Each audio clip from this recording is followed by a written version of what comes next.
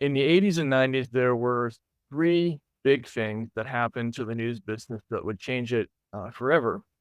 The first one was the advent of the 24-hour news cycle. And this was, of course, brought in first by CNN. The original 24-hour broadcast began in 1981 and 1982. Instead of there being one newspaper that would come out every morning, or in some cases two newspapers, they had an evening edition, or two news broadcasts was standard for most news outlets. You might have an evening news show and an 11 o'clock news show. In some cases, you had a morning show as well, but you were only making content a few times a day at the very most. The 24-hour news cycle changed all that. And even though CNN's original concept was just repeating loops of half-hour news broadcasts that maybe would change two or three times a day, eventually it evolved to become a continuous live program that broadcasted ongoing events. And this format put enormous stress on news companies and people at the reporters level, at the reporting level, because we now had to create content at a pace that we never had to before. And this was a purely logistical problem. You just could not make enough carefully reported content to fill every hour of every day. And news companies scrambled to figure out what they could put on television or what they could put on the wire to fill all that space.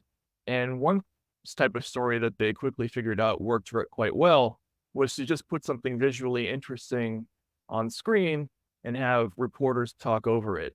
And of course, anybody who's watched the news is familiar with this. You might have a hurricane in the background.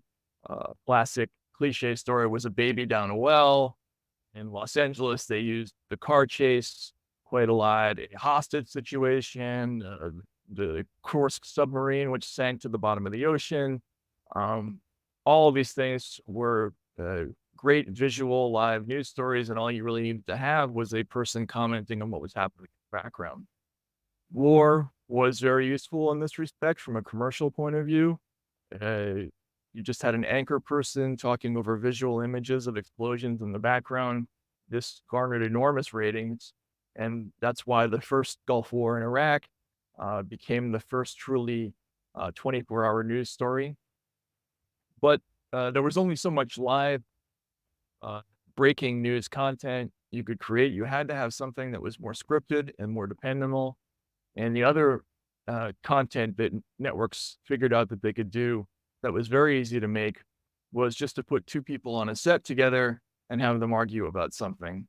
And the original shows that used this format were shows like The McLaughlin Report on PBS. But the most famous, of course, was Crossfire, which began as an NBC radio program and moved to CNN. And this was a show that simplified politics for audiences. There were only two ideas shown. There was from the left and from the right. And basically what they would do was they would have these two combatants on screen. An issue would be tossed between them, and you would just have two people like Pat Buchanan and Michael Kinsley arguing about something or tussling about a subject for a half an hour or so. And in between that argument, you would have maybe 3 or 4 blocks of ads. And this was very, very successful television. And so I just want to introduce the idea that news companies needed to generate lots and lots of content, and B, they figured out quite early on that arguing and intellectual conflict was a very, very profitable and productive format that they could use. And they experimented quite a lot with that idea. The second major change was the introduction of the internet. And there were a number of things that this did to the news business. Most people don't understand that newspapers and TV stations for decades had almost guaranteed profits thanks to inherent distribution advantages. Newspapers, if you were a local daily newspaper like the Boston Globe or the Dallas Morning News or the New York Times, Washington Post, those regional newspapers had their own distribution routes, their own trucks, their own distribution points, their own paper kid. If you were a business in that area and you wanted to put up a want ad or you wanted to advertise your product, the local newspaper was really the only show in town. So newspapers could charge enormous sums of money for those sorts of ads. Want advertisements single-handedly supported newspapers for generations, and the internet really overnight destroyed that entire revenue base. Meanwhile, broadcast TV and radio stations, these were scarcity businesses. There were only so many licenses for each market. So a television station, there were maybe 2 or 3 in each market. Radio stations, there were only so many on the dial. And so there was a very, very limited amount of broadcast commercial space, and that space was extremely valuable. And essentially the stations could charge whatever they wanted for that airtime. As one former newspaper owner put it to me, these businesses, they were essentially printing presses. It was almost impossible not to make money before the internet came along. The internet really essentially overnight eliminated distribution as part of the commercial formula of the news business. Worse, it introduced a whole torrent of new content that news companies now had to compete with. They were now not only competing with each other, but with millions of independent voices. If you were a local TV news station, you weren't just competing with other news shows, but also with sites full of cat videos or Sasquatch information or 1,000 other things, and sports sites and blogs. And so what I want to stress is that this went from a business where the money was incredibly easy to being a business where the money was incredibly hard to make. And suddenly there was all this financial pressure that had never existed before. And this prompted the third change in the business, which involved introducing the use of political slant as a money-making strategy. In the 60s and 70s and the early 80s, there began to be new forms of talk radio that were introduced. In places like New York, there were disc jockeys, people like Alan Burke and Bob Grant. And these were afternoon shows for the most part. They were hunting big drive time audiences that tended to be working to middle class men.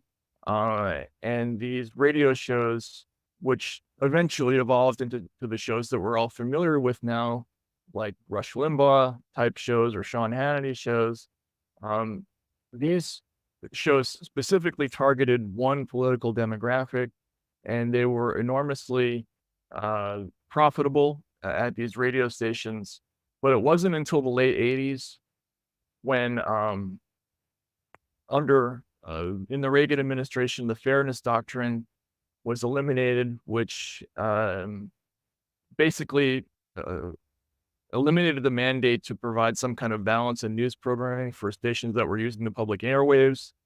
And that, combined with all these new economic pressures that I was talking about previously, forced even big television stations and major newspapers to start thinking about the idea of using this proven bankable strategy of using political slant as a way to make money, because they were now desperate in ways that they were not before.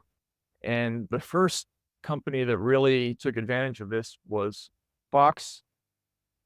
Fox, with their famous news chair, Roger Ailes, in the early 90s, they changed the strategy of modern network news. Again, for decades, ABC, PBS, and NBC had all gone after essentially the same audience and had competed mostly with each other.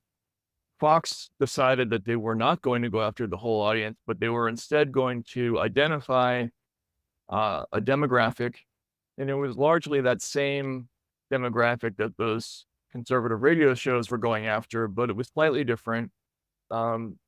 Roger Ailes famously described Fox's audience as 55 to dead, and they decided to go after an older, conservative, largely suburban and rural audience. And they essentially settled on a new formula. And rather than try to corral an increasingly splintering uh, news audience as the internet was atomizing the entire information landscape, they decided to just pick this one demographic and try to dominate it. And what they did is they just essentially fed that demographic streams of news stories that they thought would reinforce uh, the and validate the opinion that that older conservative demographic had. They tended to pick stories that suggested that America was under attack, was being overrun by contagious forces. They did a lot of stories about immigrants and minorities and crime. These were scary to these older audiences, and they became sort of addicted to the experience of turning on the television, being frightened, and then watching a reassuring figure tell them how it was going to all be okay as long as they sided with this or that politician. Um, Fox really exploded to the top of the ratings with the Monica Lewinsky, Bill Clinton story. And they really used the Clinton, they used dramatic techniques to turn in these real life people into villains.